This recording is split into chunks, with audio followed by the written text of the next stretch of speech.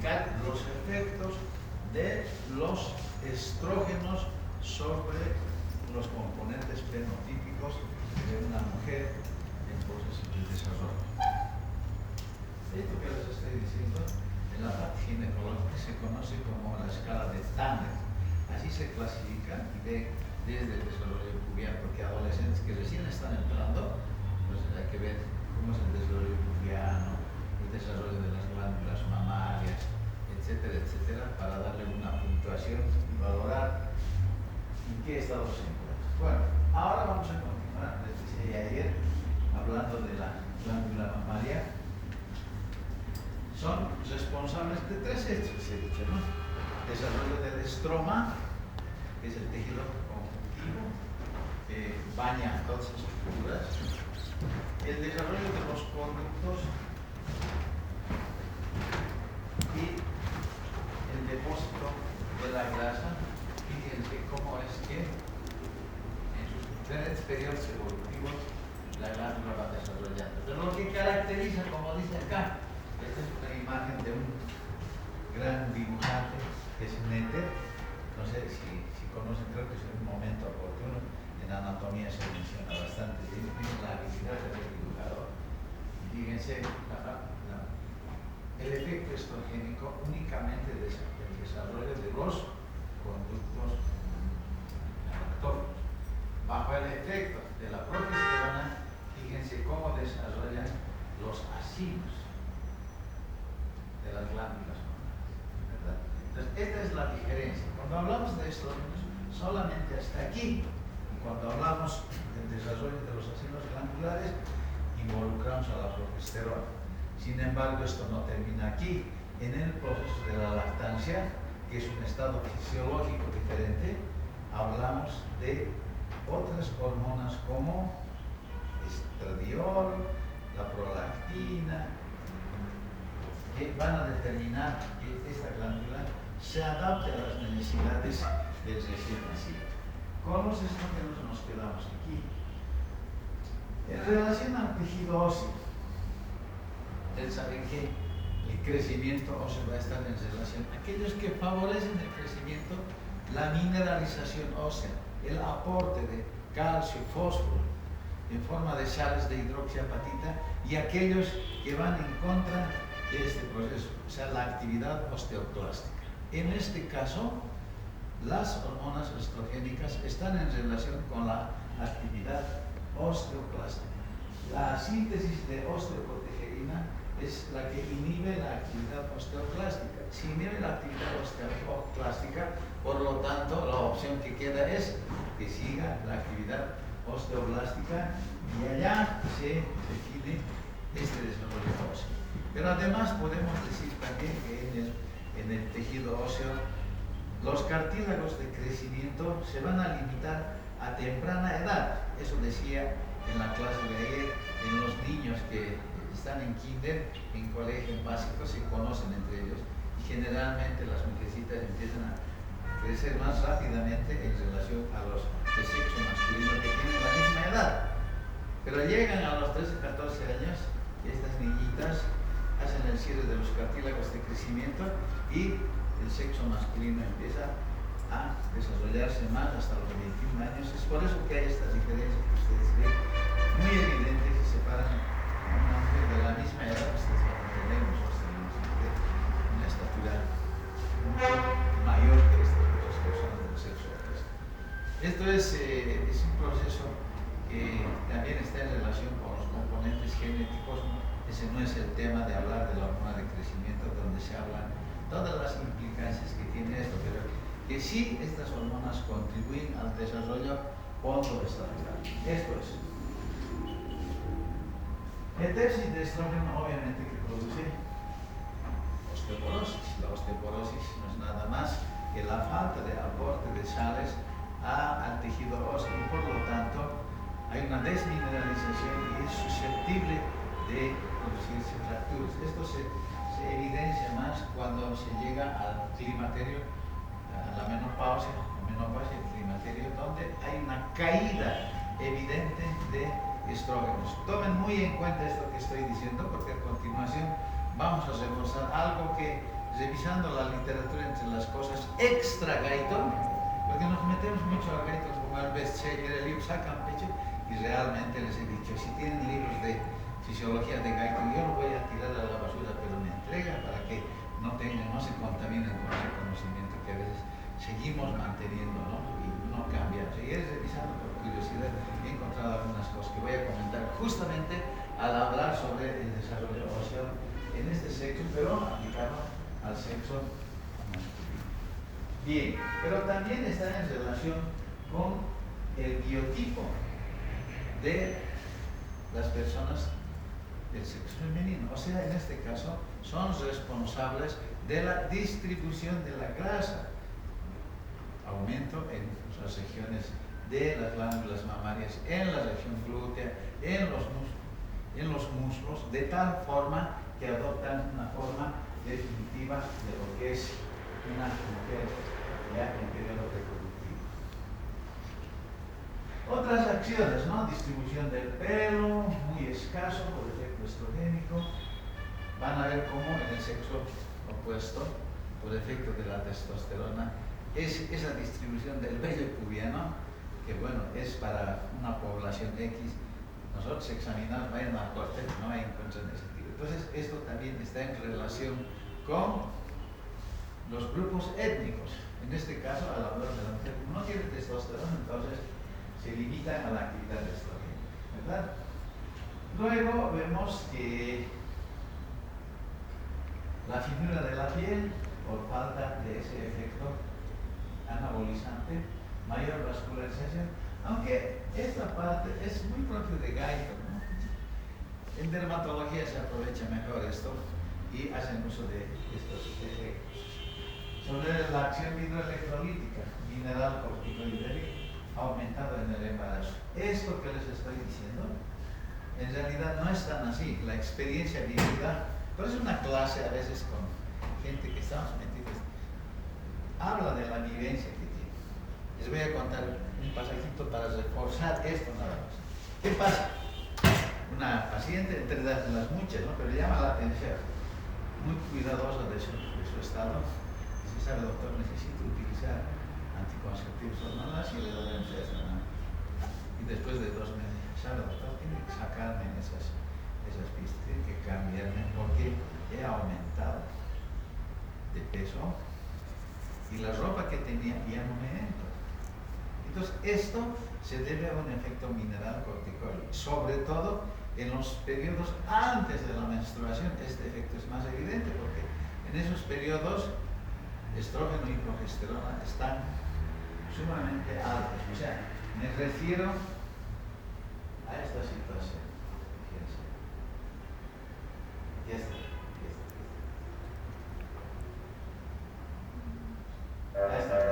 Fíjense, antes de la menstruación, como estrógeno y progesterona están elevados y los estrógenos están altos.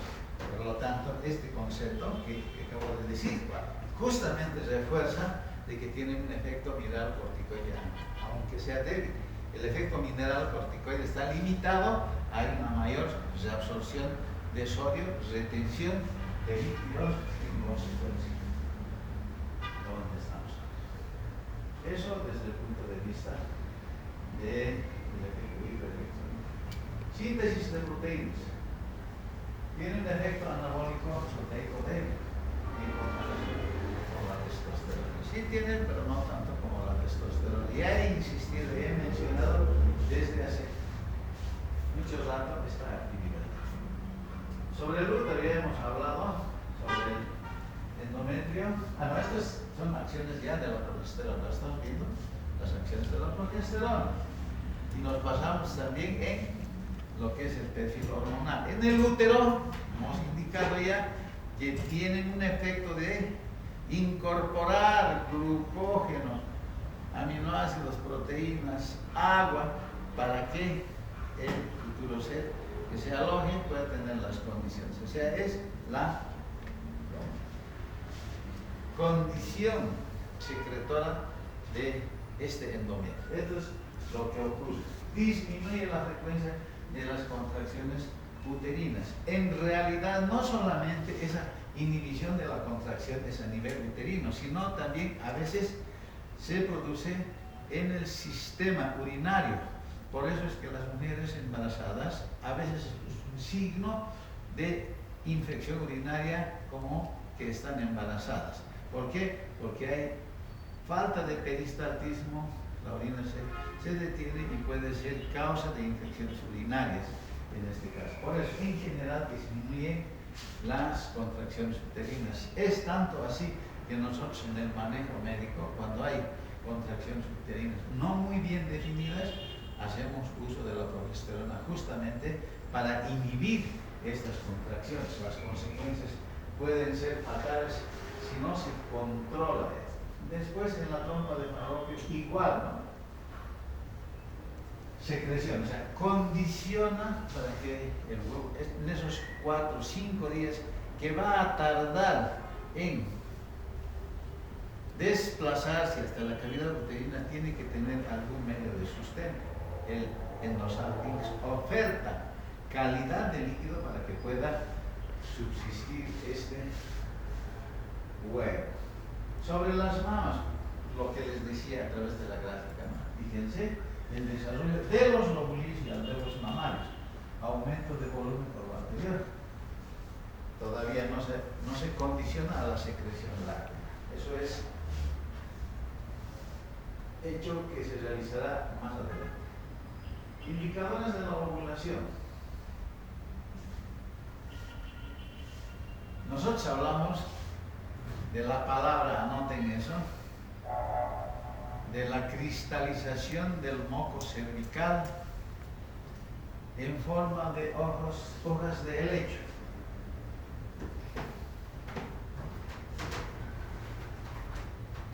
A ver, me explico. Cuando una persona se encuentra en los días próximos a la ovulación, llámese 12, 13, inclusive el mismo día 14, el orificio cervical, ¿sí? La matriz del orificio cervical es así, se coloca un espéculo, está la vagina ahí, se coloca un espéculo, es una valva y se observa el orificio cervical. En esos días aparece un moco. Permítame hacer la comparación. Es un moco parecido al del resfriado. Cuando ya el resfriado está pasando después de unos 3 o 4 días, ¿cómo es el moco? Al principio es un moco líquido, molestoso, pero en esos días que se va resolviendo es un moco filante, ¿no es cierto? Acordamos al Kleenex y a veces no nos limpiamos bien y entonces empieza a ser una pulpita inclusive, ¿no? Entonces, este moco cervical tiene las mismas características y es un signo de que hay una fase estrogénica garantizada. Eso dice. Entonces, este es un signo de probable ovulación. Y cuando se lleva al microscopio, ese moco se extiende, se observa esto que estoy mostrando. Esto. La morfología en hojas de helecho. Fijen bien, jóvenes, esto, porque yo hago con proyección clínica mis clases en función a mi vida profesional. ¿Saben cuándo se produce también esto? Cuando en la gestación se pierde líquido amniótico.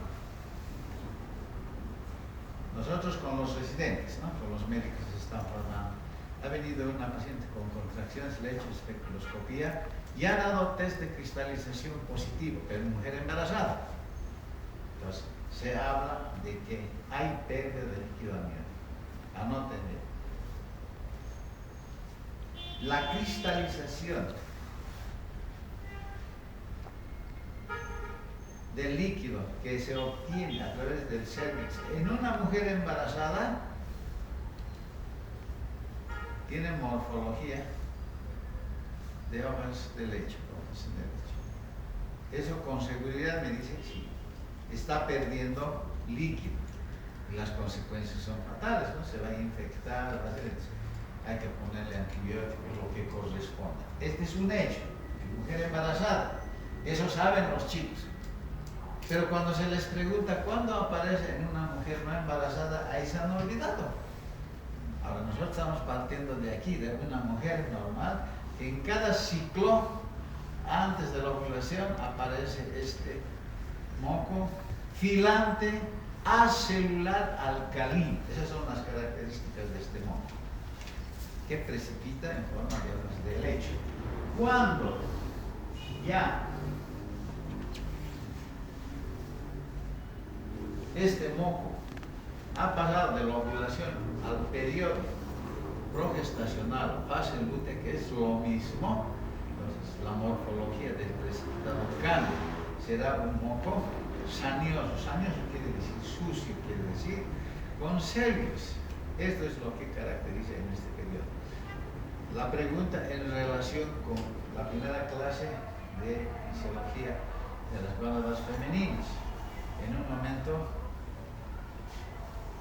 les había comentado sobre... enseguida les voy a comentar. Entonces, esto es lo que pasa con las características del moco cervical. Diferenciación. No, les decía, con la primera clase les decía, ¿no? Hemos hablado del ciclo bifásico, estrógeno, progesterona y menstruación. Estrógeno, ovulación, progesterona, menstruación. Así es. Pero el ciclo bifásico es estrógeno, progesterona. Les he hablado más abajo de un ciclo monofásico. Y ahí viene la interpretación. Cuando hay un ciclo monofásico, nosotros tomamos una muestra para hacer el precipitado y la observación al microscopio y vamos a todavía observar esta morfología en hojas de helecho. Por ejemplo, en el día 21 del ciclo, y ya no tendría que aparecer porque de acuerdo a la gráfica es la fase progestacional, y la fase progestacional no se identifica de esta forma, sino a través de ese fondo celular, lo que les decía. Entonces ya estamos hablando de un periodo monofásico. No ha habido ovulación, no va a haber fecundación por lo tanto. Pregunta de examen en ese contexto. Pónganle asterisco para decir, leer esto. Bien, esto es lo que pasa en el moco cervical, pero también nosotros vemos que puede haber este otro fenómeno que se incrementa la temperatura en medio grado centígrado en ese periodo de la ovulación. Fase estrogénica, se produce la ovulación y luego aumenta la temperatura. Por las curiosidades de la vida en la práctica, chicos, ¿quiénes quieren aprender a tomar temperatura? Yo oigo hombres y mujeres indistintamente, pero la intencionalidad de la otra. ¿Qué hemos hecho? A todas las chicas hemos acordado, veamos en qué medida ha subido la temperatura basal y hemos verificado, ¿no?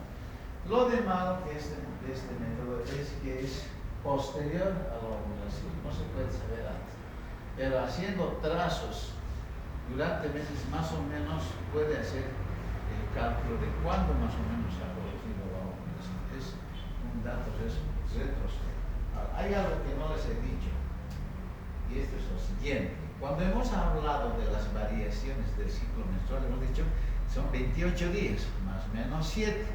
Hemos dicho, se habla de un periodo regular cuando esos días de una persona tienen variaciones de 2 días para arriba o para abajo, se habla de un ciclo regular. No es regular aquel que llega a 28, 21, no es así, sino tiene que tener diferencias de 2 días. Lo que quiero que quede claro es esto.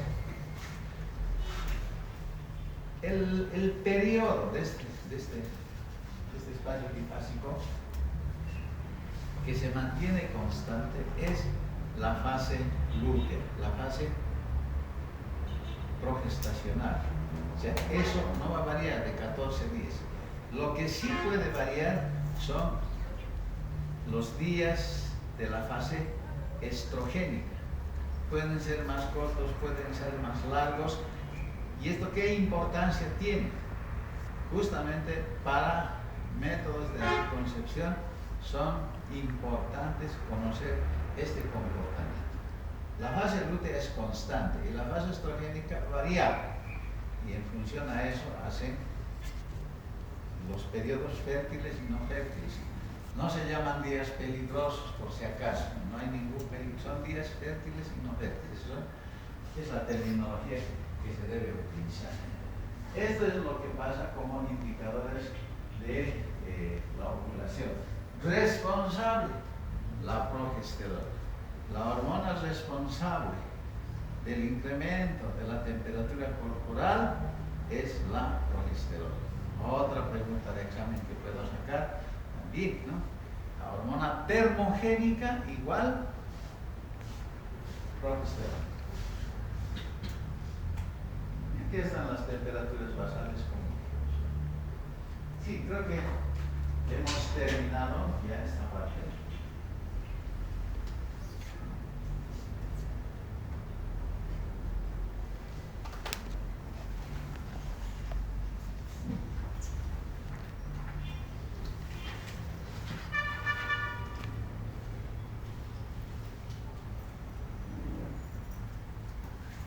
¿Algún comentario que quieran hacer? ¿Alguna pregunta? Siempre pueden darme la internet y cosas. Como decía algún profesor, las preguntas de los estudiantes son para trabajo de tesis. Se le ocurre y a veces no hay una respuesta. Hay que investigar, por eso decimos. De las más simples, aunque sean las preguntas, sería bueno resolver. Bien, vamos a continuar ahora con las hormonas sexuales masculinas, haciendo un recuerdo anatómico de lo que es esta estructura. Los genitales internos están los originados por los conductos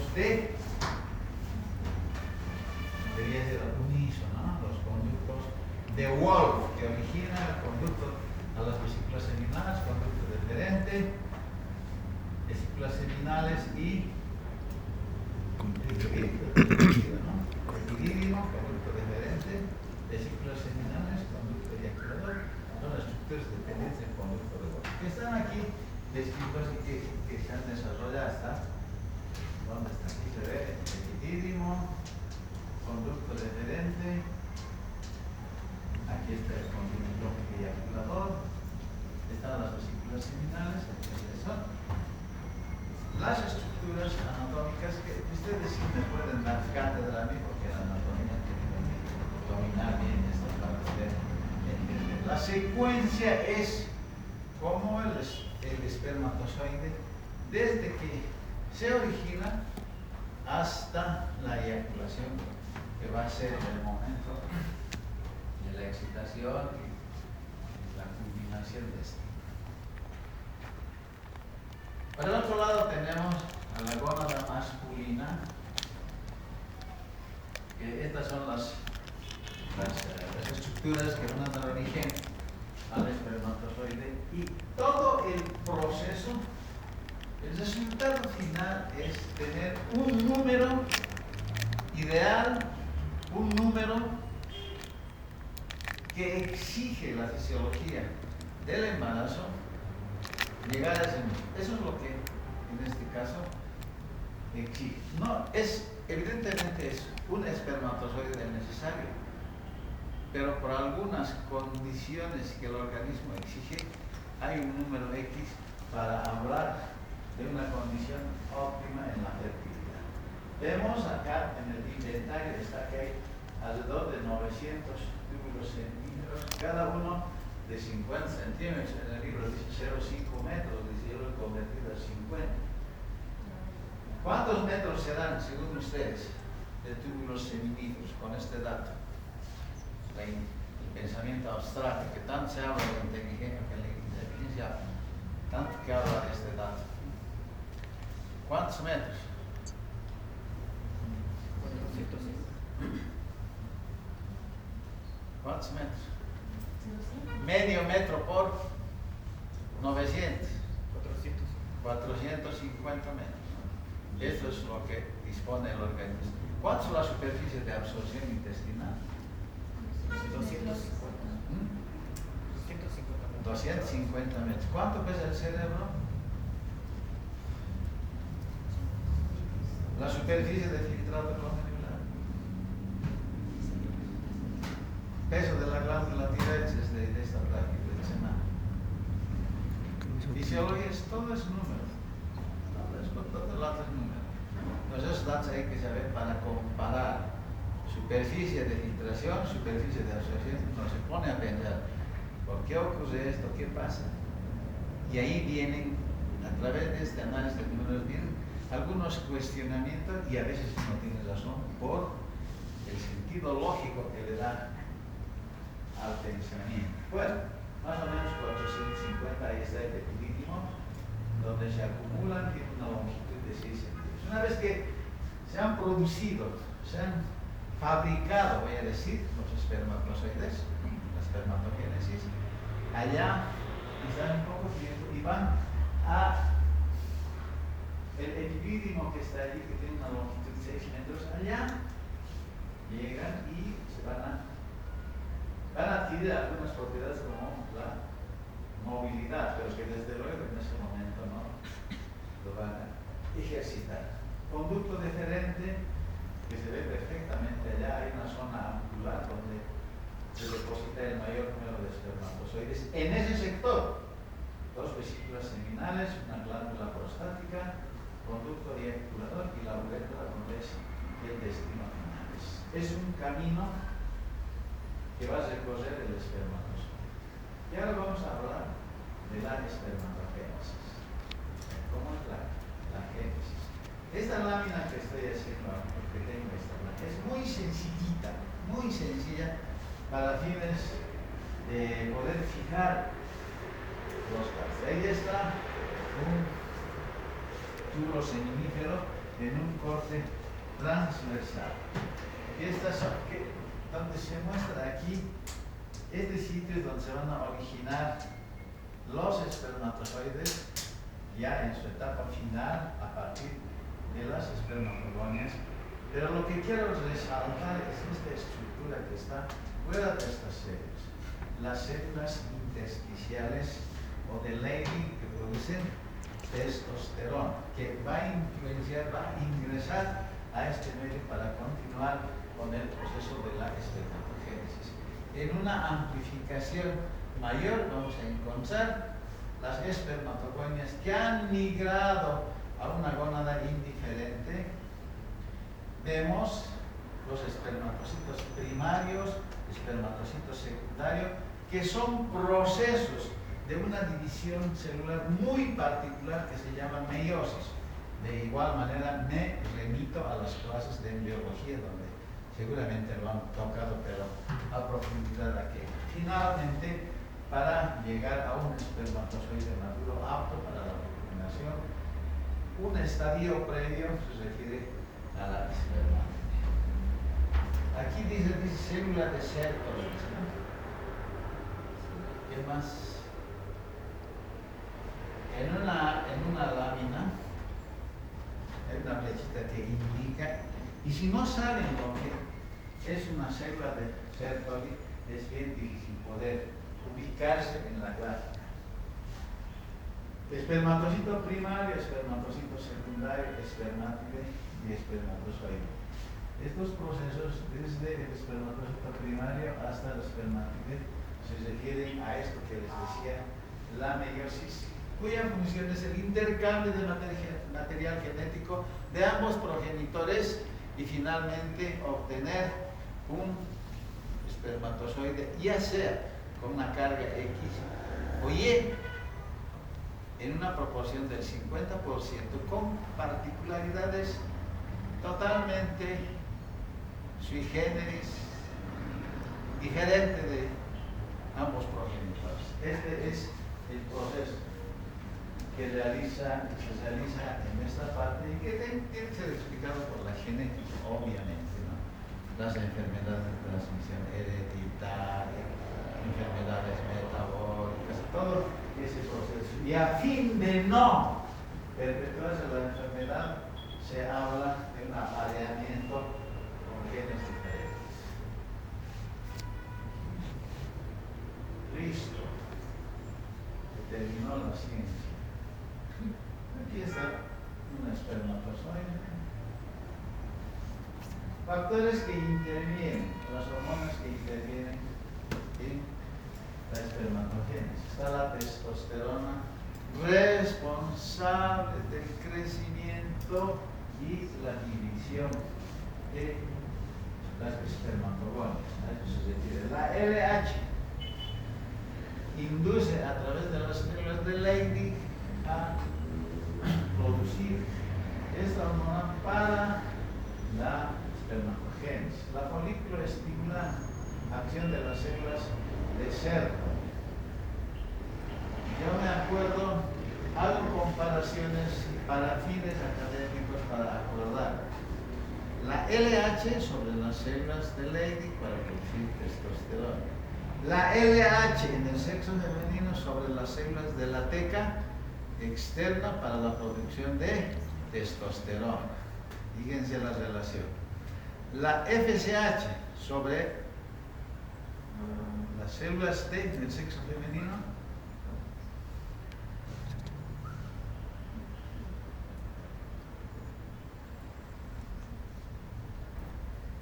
¿dónde actúan la FSH? Sobre las células de la granulosa, para producir estrógenos y LH, células granulares y estrógenos, ¿verdad? En este caso, fíjense, la FSH sobre la espermatogénesis va a actuar sobre las células de Sertoli, ¿sí? Para producir factor de inhibición miliariana y la inhibina. Pero además, fíjense, las células de Sertoli o células sustentaculares o células nodriza van a favorecer a la espermatogénesis. En realidad van a ser de nodrizas. Hay una figurita que les he copiado para que ustedes sepan.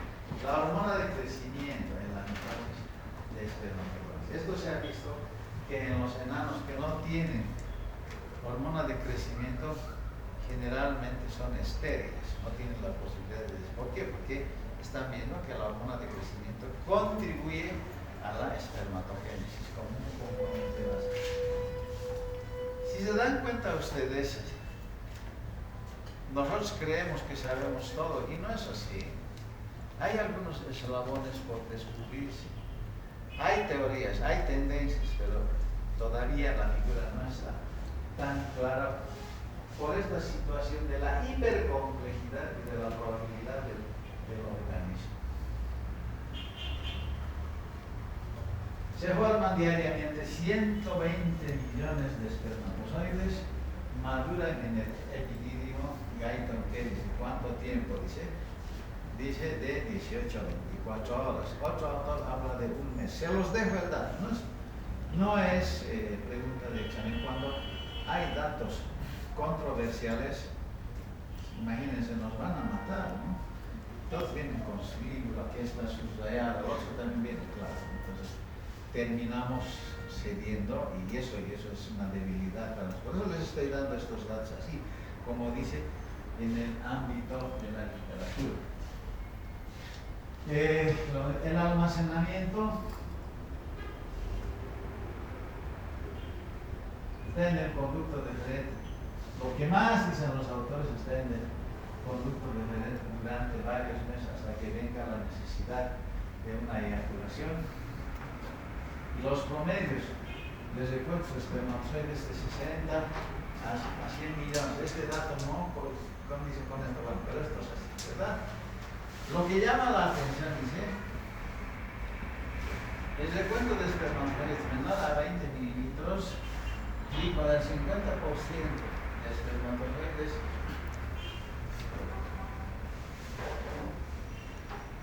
móviles, menos del 50%. Y menos del 60% móviles, se habla ya de una probable esterilidad. O sea, normalmente en una eyaculación vamos a encontrar espermatozoides inmóviles, van a haber elementos espermatozoides con dos cabezas, con dos colas, etc., en una pequeña proporción, que no debe pasar de estos datos que estamos indicando. Cuando esto aumenta, entonces ya hablamos de un factor masculino que hay que estudiar, hay que mejorar. Para eso están los que se dedican a la genética de la inseminación. ¿Verdad? Bueno, ¿y qué hacen las vesículas seminales? Sobre todo van a formar el mayor volumen del semen. Secretan fructosa, ácido cítrico. Los dos primeros se constituyen en nutrientes para que el espermatozoide pueda mantenerse óptimamente vital. Las prostaglandinas que se secretan allá tienen dos acciones. A nivel del cervix, condicionan, si vale el término, como habilitar una autopista para que estos espermatozoides puedan desplazarse y llegar hacia ¿dónde es el destino final? Tienen que viajar hasta el tercio externo de la trompa. Miren, fíjense, ¿no? Y para eso tiene que haber condiciones. La velocidad de movilidad del espermatozoide, según Guyton, está de 1 a 4 milímetros, sumado al peristaltismo, que también favorece las prostaglandinas, un antiperistaltismo, dice, porque lo que normalmente ocurre es que el endometrio, más bien el útero, ¿sí?, tenga contracciones del fondo hacia el cervix, pero las prostaglandinas condicionan a un peristaltismo inverso, que es la necesidad del espermatozoide de desplazarse y poder llegar hacia el tercio externo de la trompa, donde es, no sé si hay una iglesia, no sé si hay una plaza así bien arreglada para que se encuentre el espermatozoide y el óvulo, y donde se produce la fertilización, la cosa. El fibrinógeno, en un primer momento, cuando el líquido seminal llega hasta la proximidad del fondo de la vagina, se mantiene casi coagulado. Por eso es que el fibrinógeno no se justifica. Y en el transcurso de una media hora se va licuando eso, donde los espermatozoides van a adquirir movilidad, pero también será otro componente que está descrito más atrás que va a hacer que esto se licúe.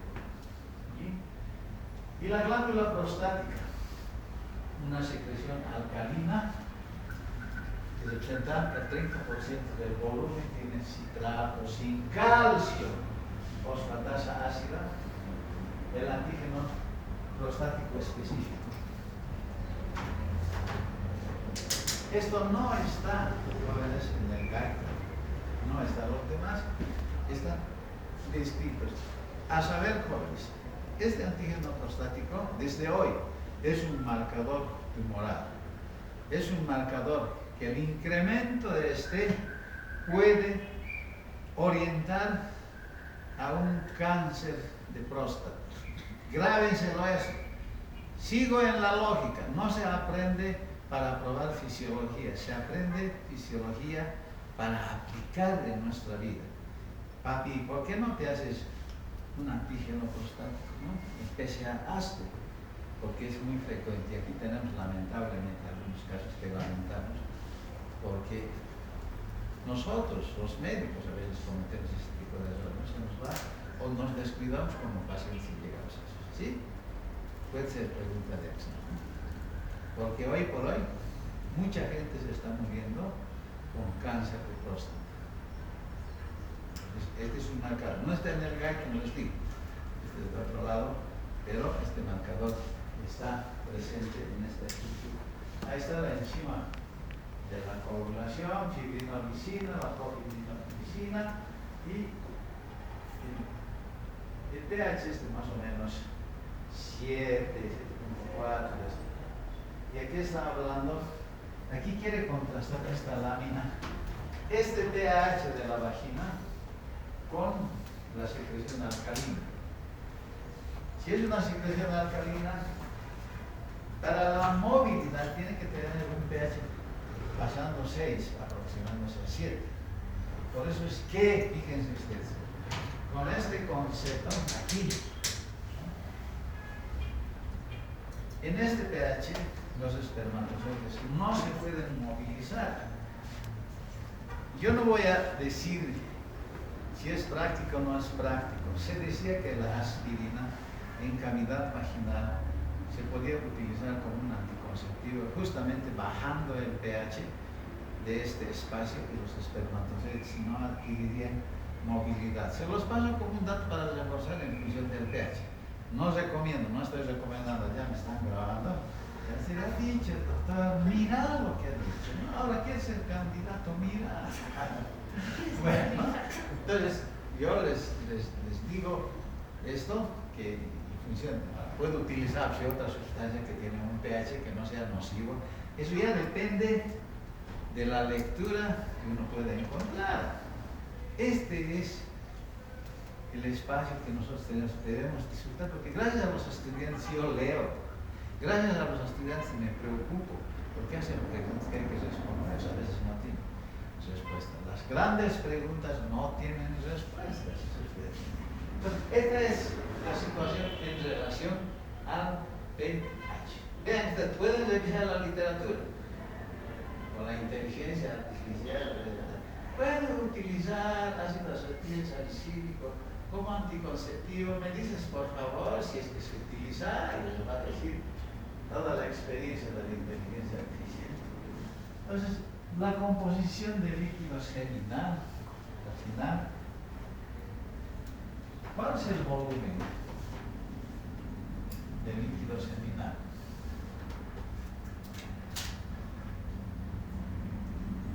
3 a 5 ml. Medio litro. ¿Qué tal? ¿Qué tal? ¿Qué tal? No existe. ¿Cómo? Si medio litro es... entonces, fíjense ustedes, 4 ml bordeando esto. Otra cosa que quiero decirles es esto, ¿no? El líquido amniótico en la literatura dice que es el olor al líquido seminal en un ambiente de médicos, no son estudiantes ni chicos de colegio, ¿sabes? Y hay experiencia vivida. Y un día una chica dice, bueno, tiene las características, como estudiante, ¿no? Tiene las características, tiene el olor al líquido seminal, olor a lavandina, dice. Ah, sí, tiene olor a líquido seminal. Ay, me he mentido, ¿no? Entonces, para que ustedes un poco tendrá esa característica. Eso es lo que dice la literatura, efectivamente. Líquido del conducto deferente 10%, que además es un líquido ácido, que tiene algunos compuestos que inhiben la motilidad del espermatozoide, porque allá se queda tiempo esperando. El 60% de líquido seminal es lo que más hay, el 30% de líquido prostático y lo que nos dan, lo que antes sería, ¿no? Un pH ligeramente neutro. Aunque si es 7.5 ya es en relación con líquido prostático alcalino. Así sí, ¿verdad? Esto es así. ¿Qué más hay?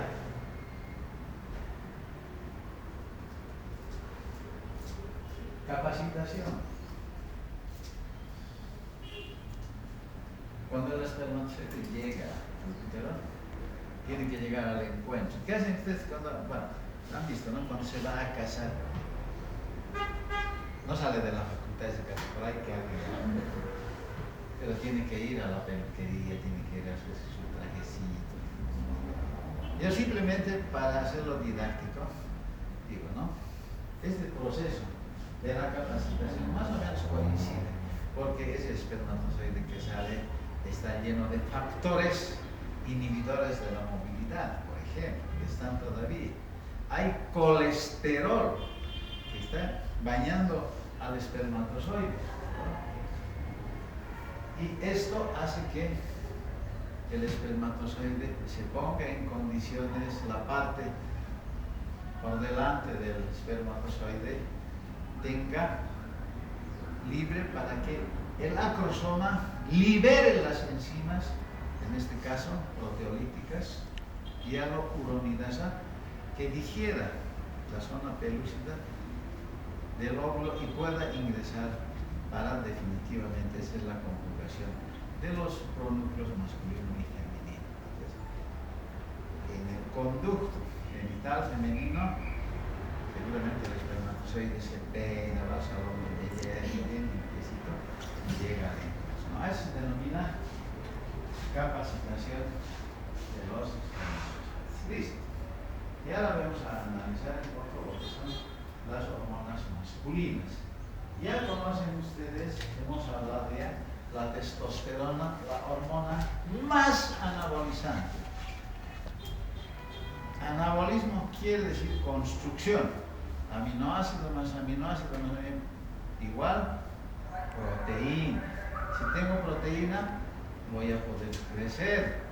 Si es anabolizante, si es catabolizante, destruyo y no voy a poder avanzar. Entonces estas son las hormonas más anabolizantes. Hace un momento decía, me dicen la hora por favor para cuidado que no voy a perder. 52, tenemos 8 minutos. Cuando sea 58 me avisan.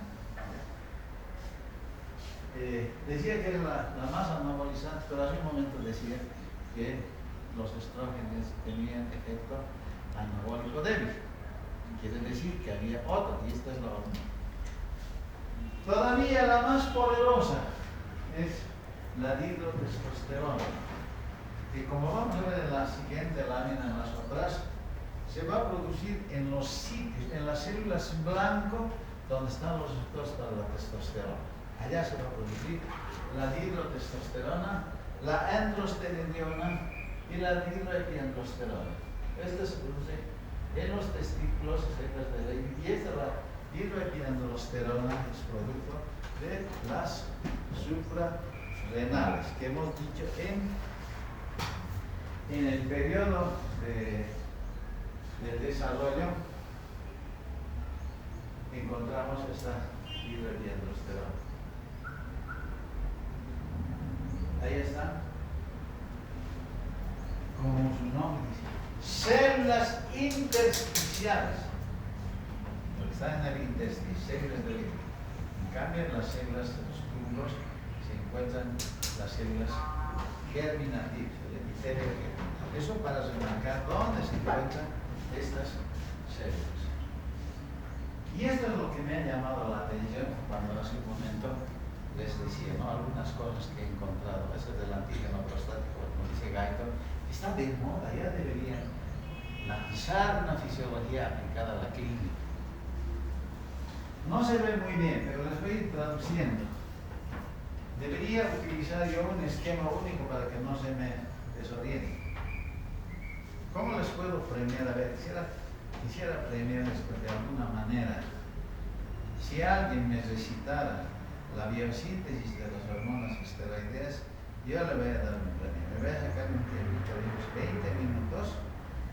Si alguien quiere ganarse un premio, les voy a dar, porque en este mecanismo de la biosíntesis no cambia, con excepciones que ya les he dicho. La desmolasa por liasa está en el y no sabe qué es liasa, no sabe qué es desmolasa, cuando en realidad se refieren a hechos fisiológicos iguales. Esa puede ser, aquí puede ser liasa, aquí puede ser desmolasa. Aquí no está, por ejemplo, como dice el autor, directamente hecha la pregnenolona. Falta aquí el colesterol. 2022 desmolasa pregnenolona. De la pregnenolona, progesterona, 17 hidroxiprogesterona y androstenediona para sintetizar a la testosterona. Una vez que se ha fabricado la testosterona, y esto es, bueno, aparte de lo que voy a decir, esto es lo que no está muy claro, con base en una proteína transportadora de andrógenos, va a llegar. Son células de Leydig, por si acaso, células de Leydig. Estamos hablando de esto, de las células de Leydig que van a ingresar acá. Y justamente aquí están entrando al túbulo seminífero para actuar sobre las células de Sertoli, que se encuentran acá, y que van a entrar en el proceso de la espermatogénesis. Pero lo que llama la atención es esto, miren, cómo se libera en el torrente circulatorio y a través de un proceso enzimático van a continuar hasta la producción de dihidrotestosterona en función a la 5-alfa reductasa. La dihidrotestosterona, eso ya lo hemos dicho ayer hemos hablado, ¿no? De testosterona, perdón, ¿sí? 5-alfa reductasa, sí, está bien, me estoy acordando de las enzimas. 5-alfa reductasa de testosterona a dihidrotestosterona es la convertida en la embriogénesis, lo hemos recalcado. Para el desarrollo de los genitales externos, dihidrotestosterona en función a las 5-alfa reductasa. Ratifico. El otro hecho que me ha llamado la atención es que de la testosterona se va a convertir en estradiol. Esto es lo nuevo, estoy hablando del sexo masculino. Estrógenos para las mujeres y testosterona para los hombres. Esa era la visión dogmática de lo que era el comportamiento de estos hombres. Pero ahora se ha visto que hay estrógenos, 17 de estradiol en el hombre. Y cuando nosotros analizamos, hace un momento, qué bien que haya pasado aquello, les decía, los estrógenos tienen una acción osteogénica, favorecen el desarrollo óseo. Claro, nosotros nos basamos en la acción anabolizante de la testosterona. Ah, sí, los huesos por la acción de síntesis de proteínas van a crecer, pero no estamos viendo todavía el mecanismo que subyace. En este caso, la testosterona cumple los estrógenos cumplen la misma función que en el sexo femenino. O sea, de esta manera se explica el desarrollo óseo de estas personas. Obviamente, tenemos que todavía relacionar si habrá el cierre de los cartílagos de crecimiento con la presencia de esto, o qué es lo que pasa, ¿cierto? Todavía tenemos que seguir trabajando y trabajando más, pero fijando conocimientos. Cerramos esta parte. Control del tiempo, la controladora del tiempo me dice que ya estamos finalizando. Nos vemos el día lunes. Creo que esta vez lo hemos hecho desde las 8 con los problemas que siempre tenemos. Me gustaría que... Pero va todavía ese desafío. Les voy a regalar alguna cosa para la gente, si es que tienen, porque dominan aquello y van a saber las alteraciones, las enfermedades congénitas en función de... Ayer nomás revisaba y cada vez que reviso aquello, entonces realmente me sorprende cómo funciona el organismo. Yo juego ajedrez y cuando los teóricos dicen, ¿no? La parte teórica del ajedrez es lo peor, pero tiene grandes resultados, ¿no? Pasa lo mismo aquí en el mensaje. Por eso yo me obsesionaba y decía, en el país deberíamos tener una, pero en serio, pues, no que hagan caballos, muestran en los videos, lo que sea, chao.